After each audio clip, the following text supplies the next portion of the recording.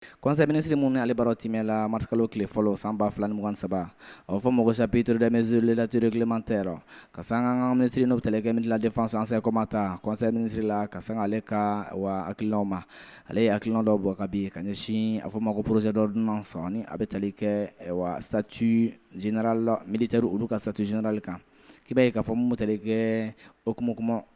okumu bɛ kuma yɛlɛmali minnu kan ka don baaraw tagabolo la jamana yɛrɛ ka sigi sen kuraw kana fɔ ma ko assise nationale de la refondation minnu baaraw timɛ la ko gouvernement a y'a hakilina dɔ ta n'o bɛ tɛle kɛ sariya loi n'a fɔ ma ko loi numéro 2022-037 ni ale bolo bila octobre kalo tile 27 san 2022 ale bɛ kuma an ka polisilakaw ale n'an ka protection civile maaw ka olu kɔni militariser ka olu kɔni don sɔrɔsiya baaraw la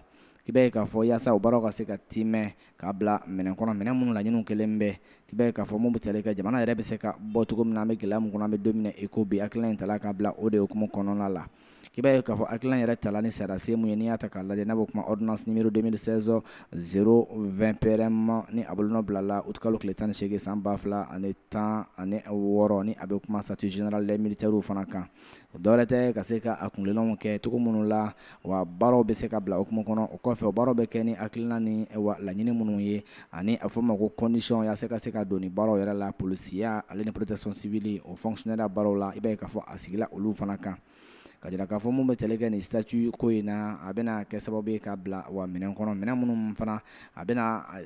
pereperelatigɛ kɔni kɛ mun bɛ tɛle kɛ a bɛna maa minnu kɔni bɛ tɛle kɛ ni olu sen kan ka don a ko la a b'olu fana pereperelatigɛw kɛ nin baara hukumu kɔnɔna la misaliya mun tɛle kɛ militaire y'a yɛrɛ la a fɔ ma ko militaire a fɔ ma ko militaire durant ale sous-officier ale ni officier ka bɔ yen nɔ police nationale la a bɛ fɔ ma ko police durant sous-officier de police ale ni commissaire ka bɔ yen nɔ protection civile la a bɛ fɔ ma ko sapeur durant ka taa se sous-officier sapeur pompier ale ni officier sapeur pompier a bɛ tali kɛ olu de la kɛrɛnkɛrɛnnen la bolofaraw y'a fɔ cogo minnu la nka k'i b'a ye k'a fɔ nin ordonnance projet in kɔni a bɛna bila sen kan a bɛ kɛ sababu ye ka se ka wulikajɔw boloda bɛɛ sen bɛ se ka don ko in na cogo minnu la mun bɛ tɛle kɛ polisi baarakɛlaw ale ni protection civile baarakɛlaw ka se ka bɛɛ sen don a ko la maaw bɛ se ka baaraw ɲini k'a faamuya ka se ka tɔnɔbɔw fana kɛ cogo min na